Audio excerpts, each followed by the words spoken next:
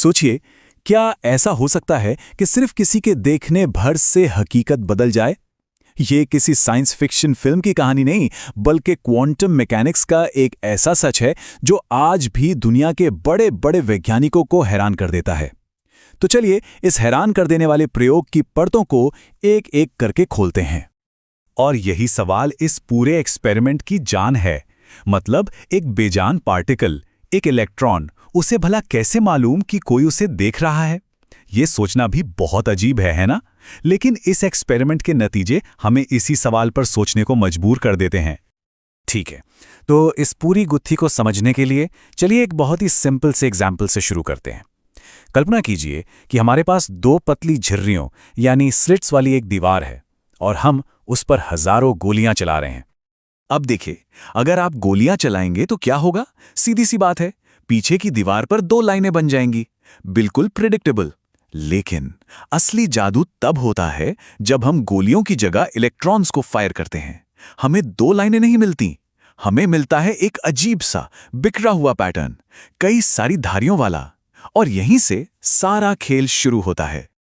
तो सवाल यह है कि इलेक्ट्रॉन्स ऐसा अजीब बर्ताव कर क्यों रहे हैं? इसका जवाब ढूंढने के लिए हमें थोड़ा सा हिस्ट्री में चलना होगा, जहां वैज्ञानिक इस बात पर बहस कर रहे थे कि लाइट यानी प्रकाश आखिर है क्या। कई सालों तक साइंस की दुनिया में ये एक बहुत बड़ी बहस थी।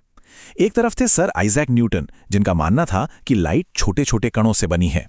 दूसरी तरफ थे क्रिश्चियन हाइजेंस, जो कहते थे कि लाइट एक वेव यानी तरंग है। और सच कहें तो न्यूटन का कद इतना बड़ा था कि ज्यादातर लोग पार्टिकल वाली थ्योरी ही मानते थे। पर फिर एक एक्सपेरिमेंट ने सब कुछ बदल कर रख दिया। साल था 1801 और थॉमस यंग नाम के एक साइंटिस्ट ने वही डबल स्लिट एक्सपेरिमेंट लाइट के साथ किया। और इसके जो नतीजे आए, उन्होंने पहली बार ये पक्का सबूत दिया कि लाइट असल में एक वेव की तरह बर्ताव करती है। अब ये वेव वाला बर्ताव कैसा होता है, इसे समझने का सबसे अच्छा तरीका है पानी की लहरें। सोचिए, एक पानी की लहर आ रही है और वो दो छेदों से गुजरती है। तो क्या होता है? उन दोनों छेदों से दो नई छोटी छोटी लहरें निकलती हैं और ये दोनों लहरें आगे बढ़कर एक दूसरे से टकराती हैं, एक दूसरे में मिल जाती हैं। और जब ये लहरें मिलती हैं तो एक इंटरेस्टिंग चीज होती है। जहां एक लहर का ऊपरी हिस्सा दूसरे के ऊपरी हिस्से से मिलता है, वहां लहर और ऊंची हो जाती है। और जहां एक का ऊपरी हिस्सा दूसरे के निचले हिस्से से मिलता है, वहां पानी एकदम शांत हो जाता है। इसी से पीछे की दीवार पर तेज और शांत धारियों का एक पैटर्न दिखता है। इसी को हम कहते हैं इंटरफेरेंस पैटर्न। और कमाल की बात यह है कि यंग के एक्सपेरिमेंट में लाइट ने बिल्कुल बिल्कुल यही पैटर्न बनाया था। तो ठीक है, ये तो तय हो गया कि लाइट एक वेव है। Case closed? नहीं, बिल्कुल नहीं। कहानी में असली ट्विस्ट तो तब आया जब साइंटिस्ट्स ने सोचा, चलो यही एक्सपेरिमेंट पदार्थ के कणों के साथ करके देखते हैं, मतलब इलेक्ट्रॉन्स के साथ। और 1961 में यह एक्सपेरिमेंट हुआ, जब इलेक्ट्रॉन्स को उन दो स्लिट्स से गुजारा गया। तो यकीन मानिए, नतीजा देखकर सब हैरान रह गए। स्क्रीन पर वही इंटरफेरेंस पैटर्न बना जो लाइट के साथ बना था। ये तो मतलब होश उड़ा देने वाला था, क्योंकि इलेक्ट्रॉन तो एक पार्टिकल है, एक कण है। वो वेव की तरह कैसे बर्ताव कर सकता है? इसने एक बहुत बड़ा सवाल खड़ा कर दिया। देखिए, इंटरफेरेंस पैटर्न बनने के लिए दो वेव्स का आपस में टकराना जरूरी है। तो वैज्ञानिकों ने सोचा, अच्छा, अगर हम एक बार में सिर्फ एक ही इलेक्ट्रॉन भेजें तो क्या होगा? तब तो उसके पास टकराने के लिए कोई दूसरा इलेक्ट्रॉन होगा ही नहीं, है ना? अब लॉजिक तो यही कहता है कि अगर एक इलेक्ट्रॉन एक बार में जा रहा है तो वो या तो एक स्लिट से जाएगा या दूसरे से, और दीवार पर जाकर एक डॉट बना देगा। और धीरे धीरे जब बहुत सारे डॉट्स इकट्ठे होंगे तो हमें बस दो सीधी लाइनें मिलनी चाहिए, ठीक गोलियों की तरह।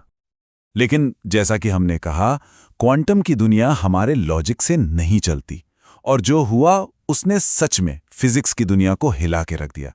हुआ ये कि जब इलेक्ट्रॉन्स को एक एक करके भेजा गया, तो हाँ, हर इलेक्ट्रॉन स्क्रीन पर एक कण की तरह ही एक सिंगल डॉट बना रहा था।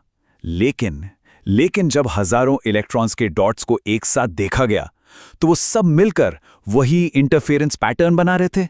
ये तो अविश्वसनीय था। इसका मतलब क्या हुआ? क्या हर एक इलेक्ट्रॉन एक ही समय पर दोनों स्लिट से गुजर रहा था और फिर खुद से ही इंटरफेयर कर रहा था? ये कैसे मुमकिन है? ये पहेली तो और भी गहरी हो गई। अब इसे सुलझाने के लिए साइंटिस्ट ने अगला कदम उठाया। उन्होंने फैसला किया, चलो अब हम ये देखने की कोशिश करते हैं कि इलेक्ट्रॉन आखिर जा किस स्लिट से रहा है। तो उन्होंने क्या किया? उन्होंने स्लिट्स के ठीक पास एक डिटेक्टर लगा दिया, एक तरह का कैमरा, जिसका बस एक ही काम था, ये नोट करना कि इलेक्ट्रॉन स्लिट ए से गया या स्लिट बी से। इसे कहते हैं विच वे एक्सपेरिमेंट, मतलब कौन सा रास्ता पता लगाने वाला एक्सपेरिमेंट। और फिर जो हुआ वो क्वांटम मैकेनिक्स का सबसे बड़ा रहस्य है। जैसे ही डिटेक्टर को ऑन किया गया, इंटरफियरेंस पैटर्न गायब, पूरी तरह से गायब हो गया, और उसकी जगह स्क्रीन पर क्या मिला? 2 सीधी लाइनें, ठीक वैसी ही जैसी गोलियों से बनती हैं। ऐसा लगा मानो इलेक्ट्रॉन्स को पता चल गया हो कि अरे, हमें कोई देख रहा है, और उन्होंने अपना वेव वाला बर्ताव छोड़कर एक सीधे साधे पार्टिकल की तरह बिहेव करना शुरू कर दिया। ये तो और भी अजीब था, लेकिन साइंटिस्ट्स यहीं नहीं रुके। उन्होंने सोचा, अच्छा, अगर हम ये जानकारी हासिल तो कर लें कि इलेक्ट्रॉन किस रास्ते से गया, लेकिन उस जानकारी को देखने से ठीक पहले डिलीट कर दें, तो क्या होगा? और यहीं से जन्म हुआ क्वांटम इरेजर एक्सपेरिमेंट के आइडिया का, जो इस रहस्य को एक नए ही लेवल पर ले जाता है। देखिए, इस एक्सपेरिमेंट का मेन आइडिया सिस्टम को एक तरह से ट्रिक करना है। हम ये इंफॉर्मेशन रिकॉर्ड तो करते हैं कि पार्टिकल किस रास्ते से गया, लेकिन फाइनल रिजल्ट देखने से पहले ही उस इंफॉर्मेशन को हमेशा हमेशा के लिए मिटा देते हैं, इरेज कर देते हैं। और यहां यह समझना बहुत जरूरी है कि यह किसी फिजिकल डिस्टर्बेंस के बारे में नहीं है, यह सिर्फ और सिर्फ इंफॉर्मेशन की मौजूदगी या गैर मौजूदगी के बारे में है। और नतीजे सच में दिमाग घुमा देने वाले थे। जब भी यह जानना मुमकिन था कि पार्टिकल किस स्लिट से गुजरा, तो कोई इंटरफेरेंस पैटर्न नहीं बना। लेकिन जिस पल उस कौन सा रास्ता वाली जानकारी को मिटा दिया गया, मतलब जब यह जानना नामुमकिन हो गया कि पार्टिकल कहां से गुजरा, तो इंटरफेरेंस पैटर्न जादुई तरीके से वापस आ गया। ये सारे एक्सपेरिमेंट्स हमें इस बात पर सोचने को मजबूर करते हैं कि जिसे हम हकीकत कहते हैं, वो आखिर है क्या?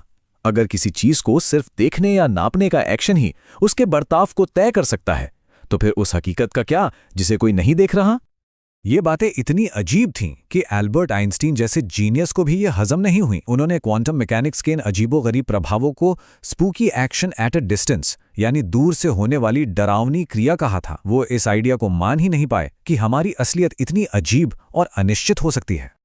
तो इन सब से हम क्या सीख सकते हैं? पहला और सबसे बड़ा सबक, देखने का काम यानी ऑब्जर्वेशन फिजिकल रियलिटी को बदल देता है। दूसरा, ऐसा लगता है कि इंफॉर्मेशन यानी जानकारी इस यूनिवर्स का एक फंडामेंटल हिस्सा है, ईंट पत्थर की तरह। कुछ थ्योरीज तो यहां तक कहती हैं कि शायद भविष्य में किया गया कोई काम अतीत को बदल सकता है। और ये सब सुनने में भले ही साइंस फिक्शन लगे, पर यकीन मानिए, इन्हीं सिद्धांतों पर हमारी आज की टेक्नोलॉजी जैसे कि कंप्यूटर्स और लेजर्स काम करती हैं। और आखिर में ये हमें एक बहुत बड़े सवाल के साथ छोड़ जाता है।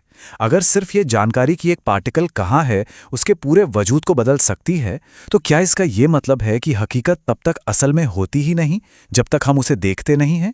ये एक ऐसा सवाल है जहां आके साइंस और फिलॉसफी की सरहदें आपस में मिल जाती है।